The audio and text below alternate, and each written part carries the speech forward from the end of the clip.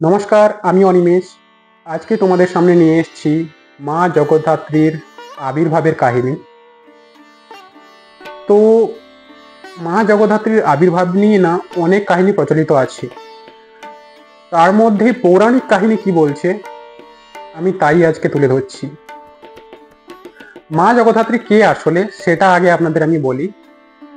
মা জগদ্ধাত্রী হলেন মহাশক্তি মা দুর্গারই আরেক রূপ।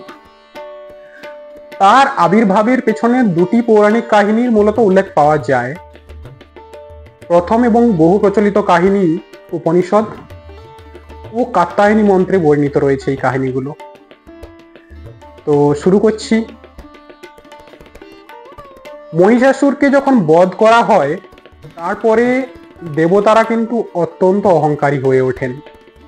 তারা ভাবতে শুরু করেন অসুর বধের সমস্ত কৃতিত্বই কিন্তু তাদের, কারণ দেবী দুর্গা তাদেরই সম্মিলিত শক্তির প্রকাশ।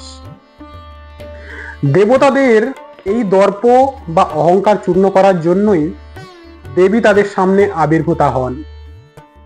তিনি দেবতাদের শক্তি পরীক্ষা করতে একটি সামান্য তৃণখণ্ড তাদের দিকে ছুড়ে দেন। দেবতারা হাজার চেষ্টাতেও সেই তৃণখণ্ডটি কিন্তু সরাতে পারেননি। ইন্দ্র বজ্র দিয়ে সেই তৃণ ধ্বংস করতে ব্যর্থ হন। অগ্নিদেব সেই তৃণটিকে দগ্ধ করতে পারলেন না। বায়ুদেব তৃণটিকে উড়িয়ে দিতে পারেননি। আবার বরুণ দেব জলস্রোতেও তৃণটি ভাসিয়ে দিতে পারেননি। দেবতারা তখন বুঝতে পারেন যে তাদেরও শক্তি দেবীর থেকেই প্রকাশিত। তাদের যে শক্তি দেবী থেকে এসেছে এটা তারা তখন বুঝতে পারেন। এই ঘটনার পরেই তাদের সামনে চতুর্ভুজা জগদ্ধাত্রী রূপে প্রকাশিত হন পরমেশ্বরী। তিনি প্রমাণ করেন তিনি এই জগতের ধারিণী বা পালিকা শক্তি। আরেকটি মত পাওয়া যায় শ্রী শ্রী চণ্ডীতে। এই মত অনুযায়ী যুদ্ধের সময় মহিষাসুর হাতির রূপ ধারণ করেছিলেন। সংস্কৃতে হাতির আরেক নাম করি।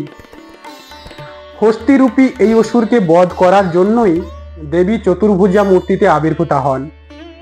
তিনি তার চক্র দিয়ে সেই হাতির শুঁড় ছেদন করেন। দেবীর এই রূপেই জগদ্ধাত্রী নামে পরিচিত। সেই কারণে দেবীর বাহন সিংহ একটি মৃত হাতির করিন্দ্রাসুরের উপর দাঁড়িয়ে থাকেন। তাই দেবীর আরেক নাম হলো করিন্দ্রাসুর নিষুদিনী। জগদ্ধাত্রী শব্দের আক্ষরিক অর্থ হলো জগৎ, ত্রিভুবন ও ধাত্রী ধরণ কর্ত্রী, অর্থাৎ যিনি এই জগতের সমস্ত জগৎকে ধারণ করে রেখেছেন। তিনি সত্য গুণের প্রতীক। মূলত অহংকার নাশ এবং জগতের রক্ষণ ও পোষণের জন্যই তিনি আবির্ভূতা হয়েছিলেন। তো তোমরা কে কে জানো এই কাহিনীটা সেটা আমাকে প্লিজ কমেন্টে একবার জানাও, যে এই কাহিনীটা তোমরা আগে জানতে নাকি সেটা একবার কমেন্টে জানাও। আর তোমাদের কেমন লেগেছে ভিডিওটা সেটা অবশ্যই আমাকে কমেন্ট সেকশনে জানাতে ভুলো না। Thank you very much. সবাইকে অনেক অনেক ধন্যবাদ, ভালোবাসা আমার তরফ থেকে। সবাই খুব ভালো থাকো, সুস্থ থাকো। আবার দেখা হচ্ছে নেক্সট ভিডিওতে। আর জগদ্ধাত্রী মা জগদ্ধাত্রী আপনাদের সবাইকে সুস্থ রাখুন, ভালো রাখুন এই কামনা করি। আর সবাই খুব ভালো থাকুন, জগদ্ধাত্রী পূজা এনজয় করুন। Thank you, tata, bye by.